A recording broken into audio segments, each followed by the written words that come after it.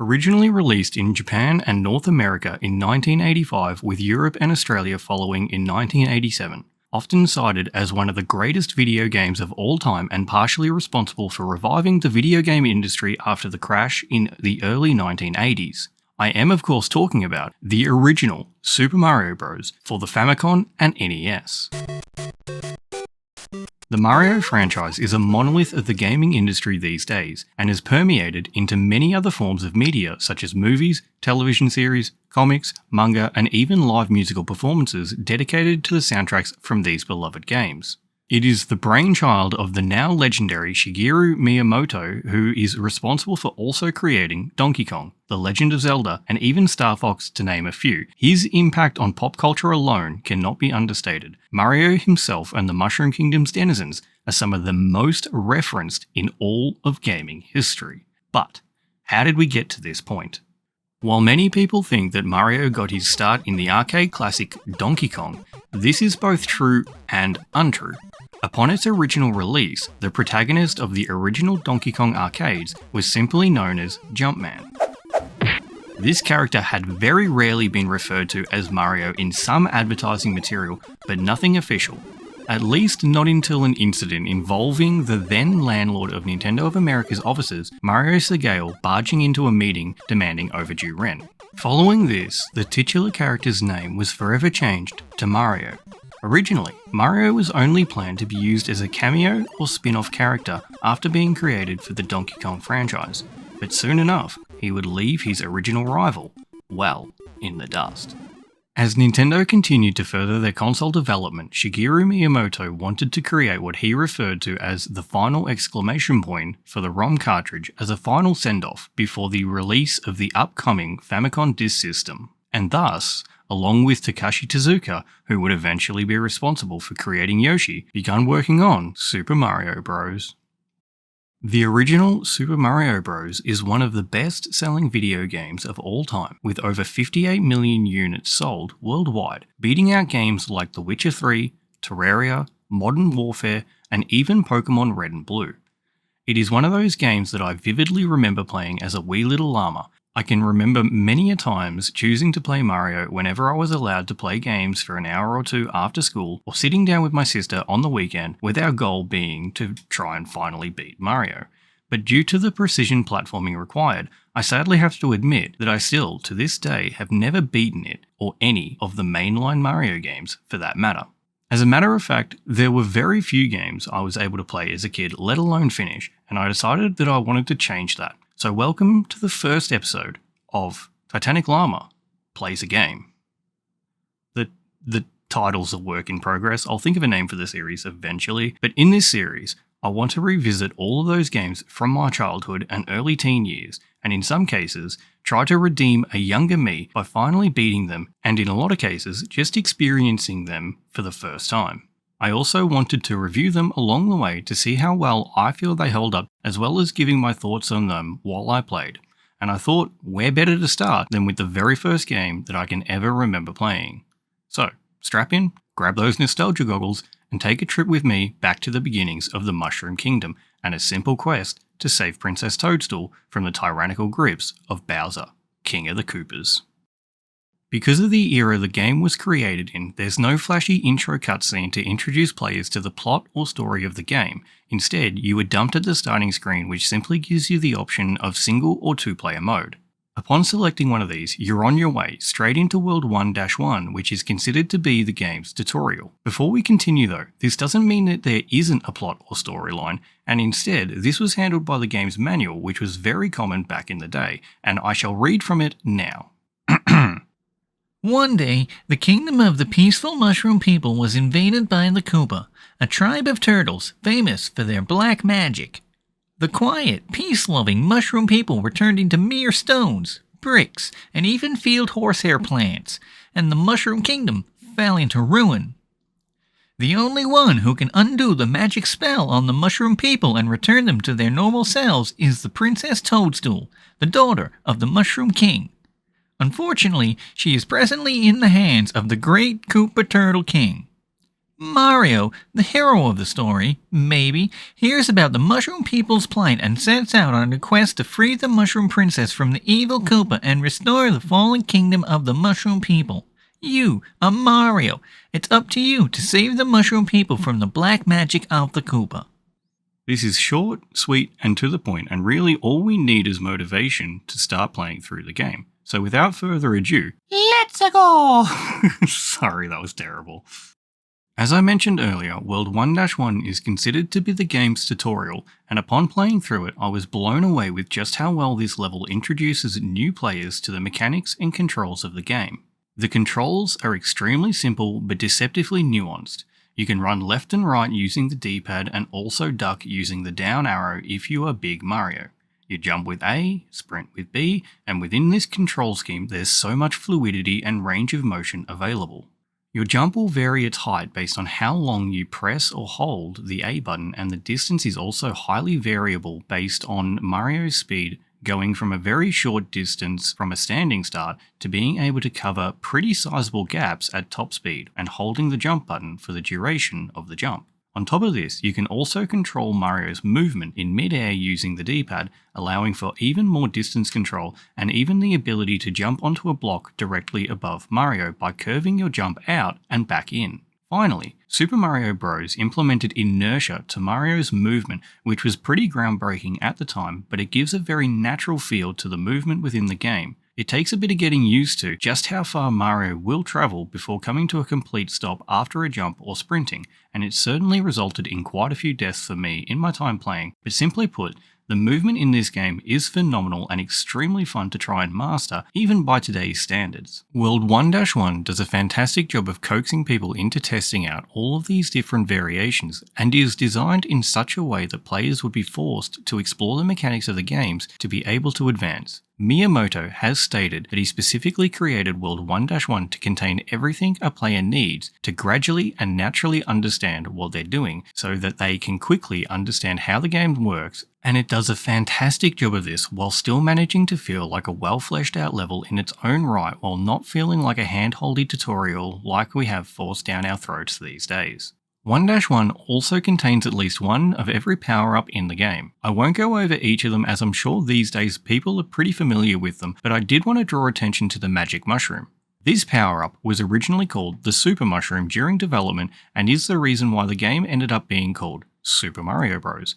The power-up itself was heavily influenced by Japanese folktales, and this had a large impact on the game's development. The game's levels were initially designed with small Mario's size in mind, with the intention of increasing the avatar's size for final release, but Miyamoto felt like Mario didn't feel big enough, and thus he had the idea to start players out as small Mario and allow Mario to grow through the use of these mushrooms to make obtaining a mushroom more gratifying and make Mario feel larger.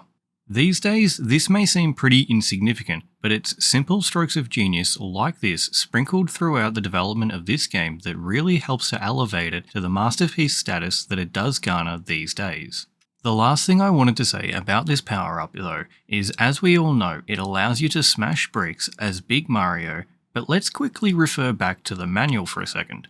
The quiet, peace-loving mushroom people were turned into mere stones, bricks, and even field horsehair plants. So remember, every brick that you smash as Big Mario is one resident of the Mushroom Kingdom that you heartlessly murdered, you monster, and that's canonical. Without a doubt in my mind, World 1-1 is one of the best tutorials in gaming history. It is simply a masterclass in level design. Enough flattery though. I'm currently 3 pages deep into this script and I haven't even left the first level, so let's get a wriggle on, shall we? I had 2 goals for the playthrough, and the first of which was to beat the game for the first time using any means necessary, which meant all pipes were in order. So the first thing I did upon entering World 1-2 was get on top of the stage, which I do remember blowing my mind when I figured this out as a kid. Even today, I still think that allowing the player to even do this was another stroke of genius from the development team. Rewarding the player for thinking outside the box, literally, instead of punishing them, helps to add a sense of charm and cheekiness to the game as you skip everything.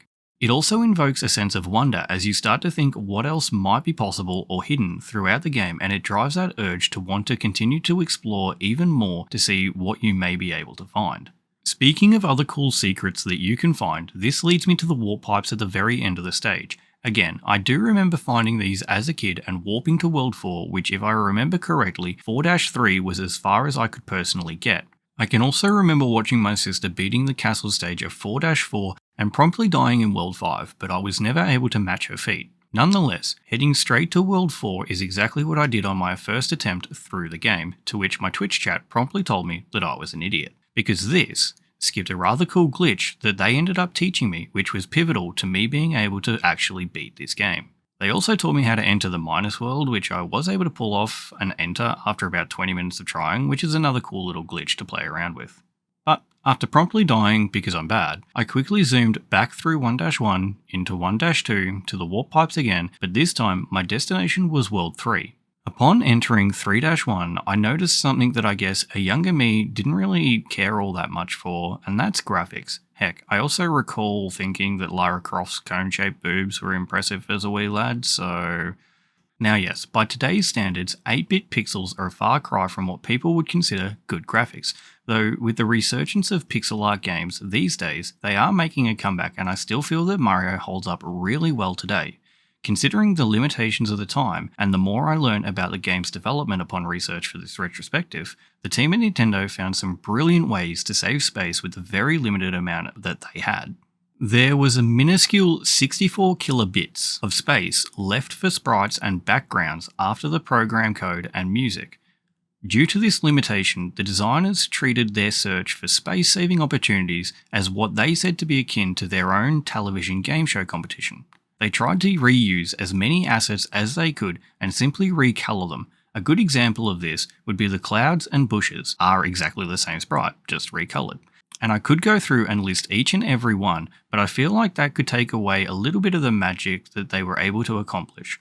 Fair to say though, going from brightly covered overworlds to grungy undergrounds, nighttime levels, and even underwater levels, the graphics still hold up extremely well. But back to the matter at hand, 3-1 is where I spent quite a bit of time. As I mentioned, there was a glitch here that I had to learn to abuse. Some of my lovely viewers pointed out that there was a trick that I could perform on the final set of steps leading up to the flag to obtain 99 lives. Though I still had to be careful because, as some of you may know if you're familiar with this trick, if I went past a certain limit, it would cause an integer overflow and register as having negative lives, which would end in a game over the next time I died. So I was fairly conservative when using this, generally giving myself between 20 to 30 extra lives. Now, some people will see this as flat out cheating, and that's because it is, but that didn't hold me back, as I knew it would most likely be the only way I'd be able to complete the game in a reasonable amount of time. I did also impose one other minor restriction, and that was that I had to reach and pull off this trick from a fresh start. No using A plus start to restart from World 3 for me. This wasn't a massive drawback for now, but when I started going for my every level runs, it became more of an actual restriction. It took me a good 30 to 40 minutes to figure out how to get the trick to work every time, but once I had, I set my mind to completing my first goal. My route was simple: dash through 1-1, use the warp pipe in 1-2 to get to World 3, perform the trick to give myself a few extra lives, play through the rest of World 3, blitz 4-1 and use the warp pipes in 4-2 to reach World 8, and finally beat the game. Simple, right? Well, in theory, yes, but actually pulling all of this off was another story altogether. Actually pulling off the extra life trick on a live run ended up taking longer than I anticipated, as the trick can be a little bit finicky. There were plenty of game overs as a result of me kicking shells into my own face, and a few to hubris thinking that I was better at the game than I was. The longer I played though, the more I was taken aback. Only having played for around 3 hours by this point, my movement was becoming faster, smoother, cleaner, and much more satisfying, which is something that I noticed more and more the longer I played. Reaching a point where jumps I previously had to slow down and think about were becoming like second nature, and whole levels were becoming a joy to seamlessly blaze my way through. And it is very easy to see why this became such a popular game to speedrun. Along with my increasing skill, my enjoyment and at times frustration really started to peak. I was always having fun, but I did start to notice myself getting frustrated. Not at the game, but I guess more with myself when I buggered up a jump or a section that I previously had nailed down, and it only drove me to continue to try and master not just the movement, but whole levels. I have to admit, I didn't really expect Super Mario Bros. To be quite as difficult as it ended up being upon revisiting it, but at the end of my first 6-hour stream, I had only managed to beat 8-2. I guess when you take into consideration the era that Super Mario Bros. Was released, difficulty carried a lot of the responsibility of a game's playtime and replayability. That, and I guess when you skip 90% of the game, you don't really get that smooth incremental difficulty curve, and instead you have very sharp spikes in what the game demands and expects for you to be able to pull off. On the other hand, these hammer bros can stick their hammers where the sun don't shine. I hate these guys. The ones that are paired up on certain stages and jump between platforms so that you can bump from underneath aren't too bad. Once you reach the later levels though, these guys aren't as restricted with their movement, making their jumps a lot harder to predict, and eventually you end up with hammer bros that are just on the ground level with no platform to jump to, and those guys were the bane of my existence. I do believe I had more deaths to these guys than anything else in the game aside from maybe gravity. Sometimes those holes just, sneak up on you. Now, have you guys ever found that once you've spent a few hours bashing your head against a wall in a game and then sleep on it, when you finally return to the game, you seem to easily smash through your previous wall? That was very much the case for me upon my second stream of Super Mario Bros. Within the first 30 minutes of playing, I had managed to pull off the extra life trick and beat 8-2 again, with fairly minimal struggles along the way. I was expecting the penultimate level to be one that would take me a fair chunk of time to get the hang of, but it really wasn't the case. I did struggle a good amount with the aforementioned hammer bros at ground level, but once I found out that there were 2 power-ups on this stage so I could end up with a fire flower, it was smooth sailing, which only left 8-4, and this level was a bit of a mind bender. Again, if I hadn't have skipped 90% of the game, I would have figured out that levels could wrap and repeat unless you meet certain conditions, but because this was the first level that I played with this mechanic, it took me a while before I realised exactly what was going on. Once I had figured out what was happening, it was only a matter of trial and error before I could face off against Bowser for the final time.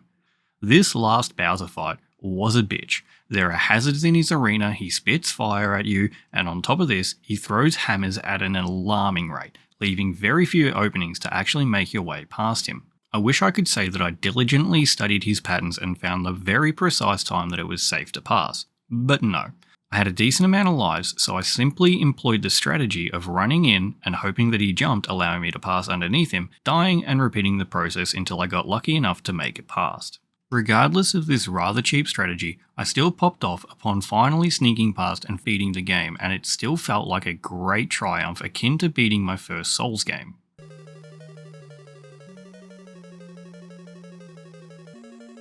That's too early. No, it's not.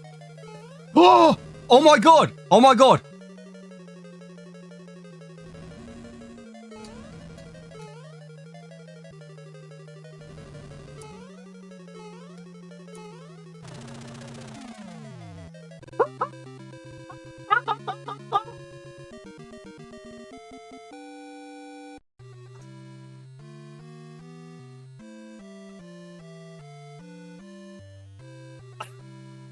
Fucking did it!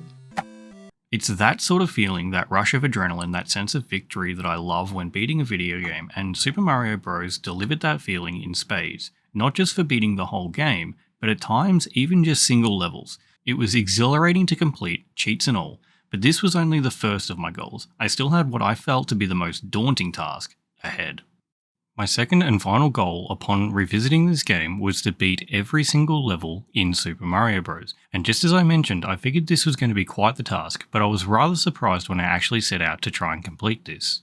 I don't know whether it was the skills that I had already acquired from beating the game, or the slow ramping up in difficulty as the levels progressed, but it didn't actually take me all that long to complete this task. Within 2 hours of starting my full game runs, I had completed every level that the game had to offer, and once again, saved the princess. Now, to prevent this video from dragging on too much longer, I'll try and keep this section a bit shorter than the last, and I'll just touch on any notable thoughts I had as I played through these levels. The first level that stood out was actually 2-2, which is the first water level of the game. These levels are fun, but I do feel like they kind of stick out when thinking about the game as a whole.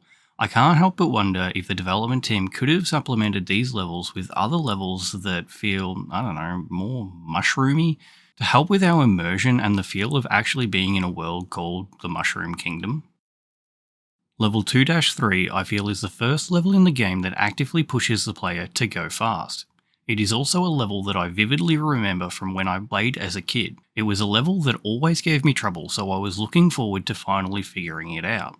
This level can either be very difficult with the seemingly random flying fish being shot at you at high velocity from the bottom of the screen if you try to take it slow and methodically, or it can actually be very easy if instead you just pin the B button and sprint. 9 times out of 10, you will seamlessly blitz through this level as long as you make the jumps required along the way.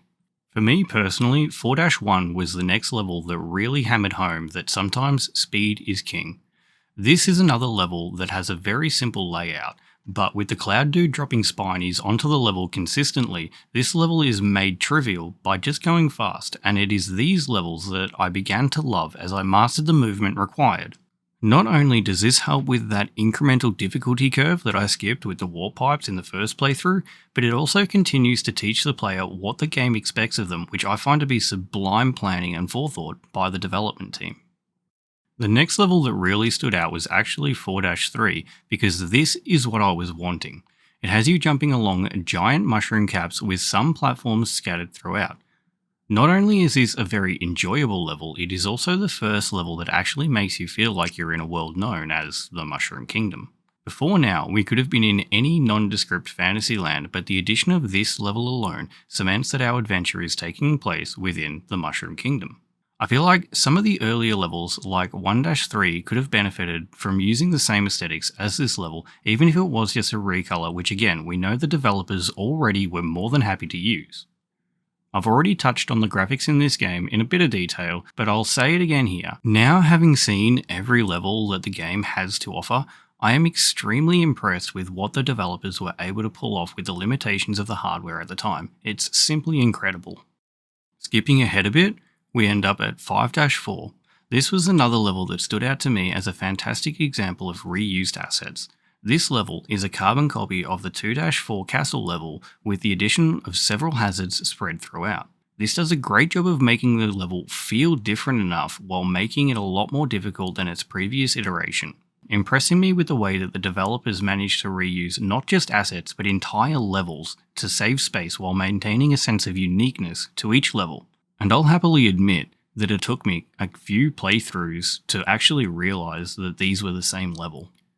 World 6-3 doesn't really do anything mechanically different, but I did want to point it out because there's something oddly pretty about the white treetops against the black background. It just stood out to me. It has to be one of my favourite levels aesthetically.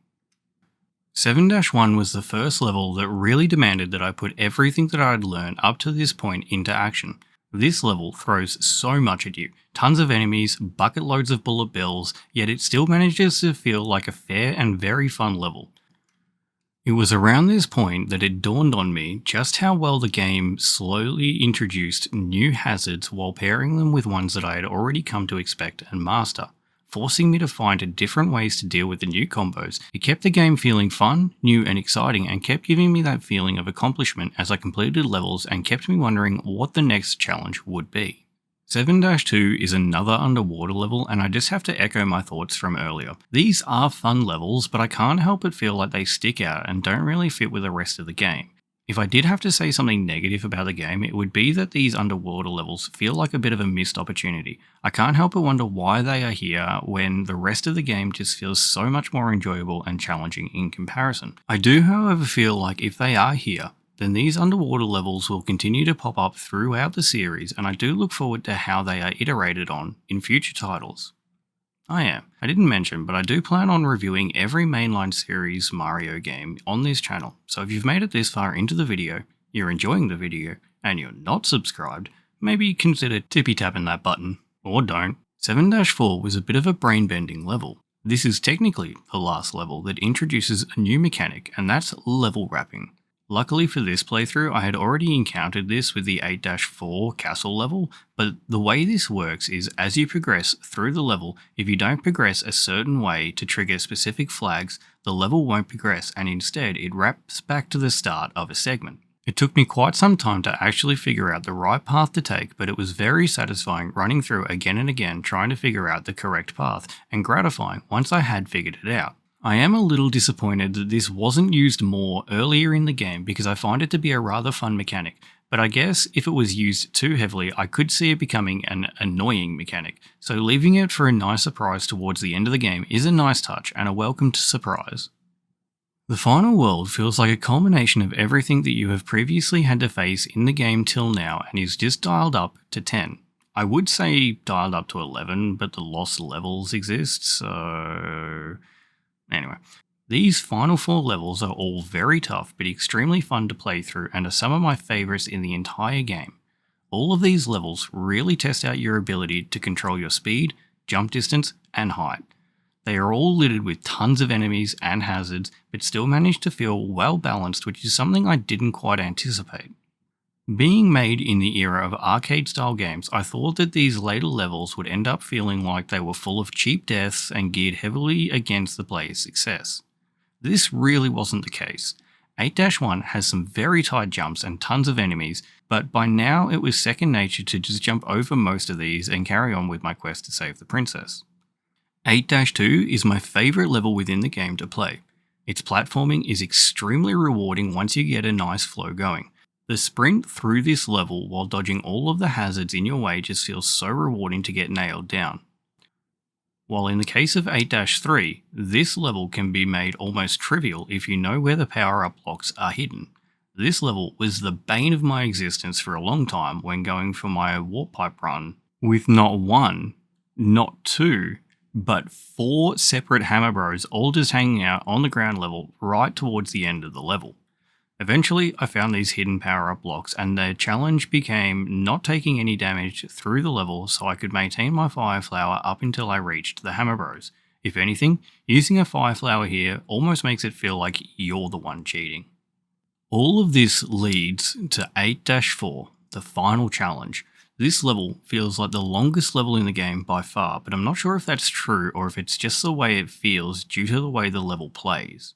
I know I've already briefly touched on this level in the warp section of the video, but I wanted to elaborate a little more here. This level will wrap just like 7-4, but instead of progressing through a specific path, you have to find the correct pipes to travel through in order to get to the next stage of the level.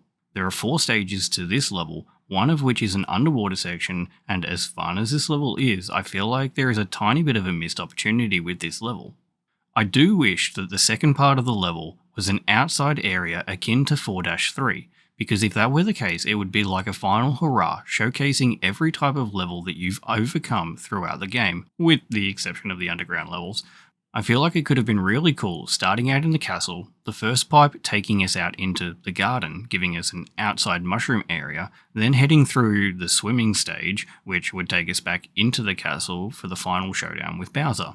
My headcanon for a level setup like this would be the first section would just be a seemingly endless labyrinth, so Mario finds a pipe that takes him out to the garden or the outskirts of the castle to find a sewage or drainage pipe to head back into the castle to circumvent the endless labyrinth of halls that he was stuck in at the start of the castle.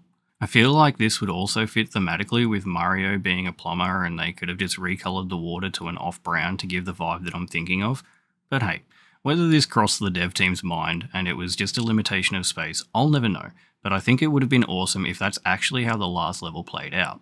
Regardless of this, finding the right pipes to head down to progress was still a fun little exercise, and the final Bowser fight is, as I mentioned earlier, very difficult with the jumping fireballs in the arena, Bowser spitting fire and throwing an absurd amount of hammers at you. It's extremely tricky finding the right time to squeeze past him, which I struggled with in my Warps pipe run. This time, however, I got to this Bowser fight still having my fire flower, so I was able to trivialise this fight by throwing a few fireballs at Bowser and killing him that way, leaving only a leisurely stroll up to the princess to finish the game and every single level in succession. One thing I haven't touched on yet is the soundtrack in this game. Now I'm sure everyone knows just how iconic the music in this game is, and by now I'm going to sound like a broken record, unintended, but what the composer was able to accomplish with the hardware limitations is nothing short of amazing. Just as with the graphical assets, there are a lot of reused sounds throughout the game to reduce the space required. Even with the reused sounds, everything from the sound effects to the music manages to feel on point. Nothing sounds out of place, and the music itself really helps add to the levels. I was hit with a massive dose of nostalgia upon first entering 1-2. The music in the underground levels was always my favourite as a kid, and I still think it fits these levels so frickin' well. It's dark, it's grungy, and super atmospheric, helping to add to that feeling of being trapped underground. The water levels feel fun, vibrant, and bubbly, and the music carries in these levels. I tend to find myself trying to line up my paddling with Mario to accompany the tune of the music, often to my detriment. I also love the tension that is added to finishing a level when you're running out of time. When the timer hits 90 seconds remaining, the music speeds up, building tension fantastically.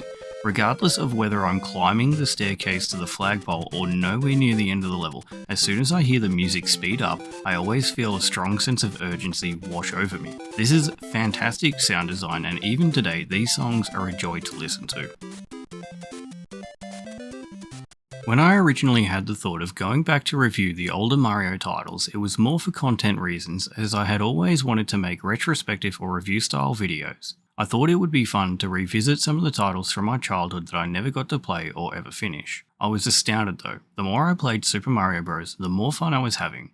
It is a game that just sucks you into wanting to continue to play, even after beating the game. I find myself playing it off stream, trying to get better and better at the game. I now want to try and complete the game without using the extra life trick in 3-1 and maybe even trying to complete a small Mario only run. And to me, that's the sign of not just a good game, but a great game. It's now very easy to see why Super Mario Bros. Is said to be one of the greatest games of all time, and that's because it is. It truly earned and deserves that accolade for its impact on gaming and its staying power. Even coming up to 40 years since its release, people are still playing this game on a fairly regular basis. Whether it's someone like myself that is just taking a trip down memory lane, or people trying to push the game to its absolute limit and complete the game as fast as humanly possible. Super Mario Bros. Will forever be remembered as the game that truly launched Mario into the limelight and began laying the groundwork for what would eventually become the largest video game franchise in history. If we include all of the spin-off titles like Mario Kart, Mario Party, Mario Golf and Tennis, etc., the Mario franchise to date has sold over 879 million copies of these beloved games. For a little bit of reference, the next largest franchise would be Tetris with 495 million copies sold. Then Pokemon with 480 million copies of their games sold, Call of Duty following with 425 million copies, and the top 5 rounds out with the GTA franchise with 420 million copies sold. All of these are considered titans of the gaming industry these days, yet Mario still dwarfs the competition, and I dare say will continue to do so for a long time to come. I implore anyone who has gotten this far into my video but hasn't yet taken the time to sit down and give this classic a go to do so. You won't be disappointed. If you have a Switch, it's readily available as long as you have a Nintendo Switch Online subscription. The only thing I would say about playing it on a Switch is it does feel a little awkward using the Switch Joy-Cons, and I'd highly suggest using one of the Switch Pro controllers or similar, as the joystick on the right Joy-Con tends to get in the way a little bit when playing.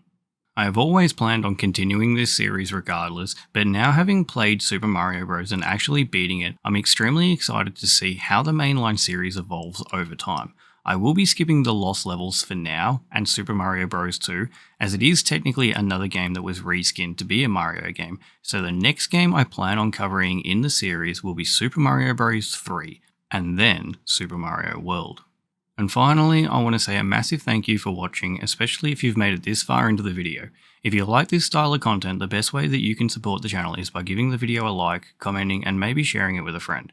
If you'd like to watch me play through these games live, I stream on Twitch, link to my channel will be in the description. I hope you've enjoyed the video, but with all of that being said, I've been Titanic Llama, you've been watching a video, and I'm out. Peace.